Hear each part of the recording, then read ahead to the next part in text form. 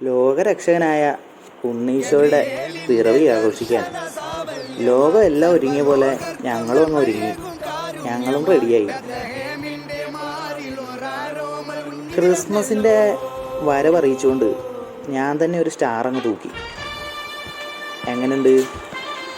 പക്ഷേ ഇത് ഞങ്ങളുടെ ആദ്യത്തെ സ്റ്റാറൊന്നുമല്ല കേട്ടോ. ഫസ്റ്റ് സ്റ്റാർ ഞങ്ങൾ ഡിസംബർ 1 തന്നെ തൂക്കി.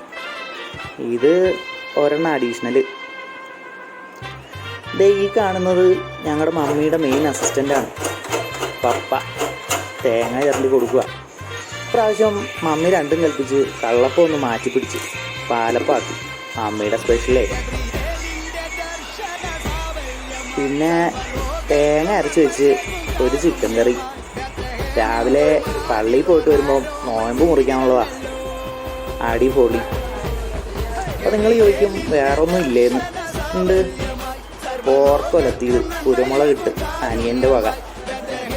പിന്നെ ഉണ്ട് ചിക്കൻ ഫ്രൈ. ഉഷാറായല്ലോ. പിന്നെ മീനില്ലാതെ എന്ത് ക്രിസ്മസ്? അതും കുറച്ചില്ല. ഒരു മീൻകറി അങ്ങ് തട്ടിക്കൂട്ടി. എല്ലാ ദിവസം പോലെ ഇച്ചാച്ചൻ കുർബാനയ്ക്ക് വന്നിരുന്നു. ക്രിസ്മസ് അല്ലേ, പിതാവിൻ്റെ തന്നെ ഒരു കുർബാന അങ്ങ് വെച്ചു കൊടുത്തു. കാര്യം മനസ്സിലായിട്ടാണോ അല്ലയോ എന്നറിയില്ല, ആള് ഹാപ്പി. നോക്കിക്കേ ഇരിക്കണ കണ്ടില്ലേ? നമ്മൾ പുൽക്കൂടിൻ്റെ മെയിൻ്റനൻസിലാണ്. ആ കാര്യങ്ങളായിട്ട് ഇച്ചിരി തിരക്കായിപ്പോയി. അതാ അടുക്കളയിലോട്ട് കയറായിരുന്നു.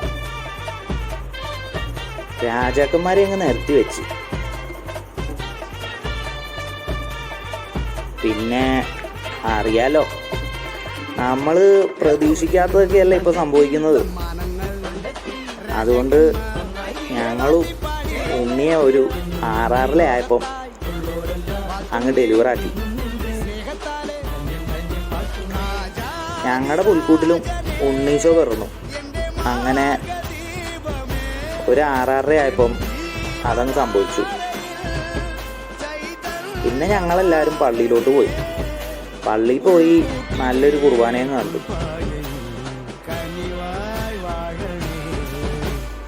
കുർബാന കഴിഞ്ഞ് എല്ലാവരും കൂടെ ഓടിപ്പിടിച്ചെത്തി.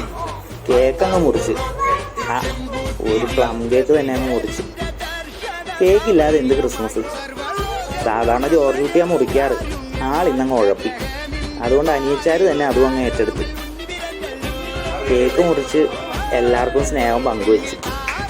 ചാച്ചനും അമ്മച്ചിയും ഹാപ്പി.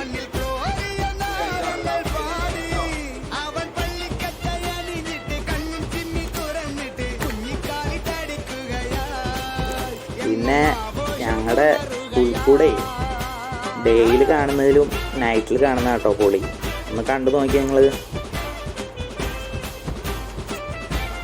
ഇത്രയും തട്ടിക്കൂട്ടാൻ പറ്റിയല്ലോ. ഇത്രയായി.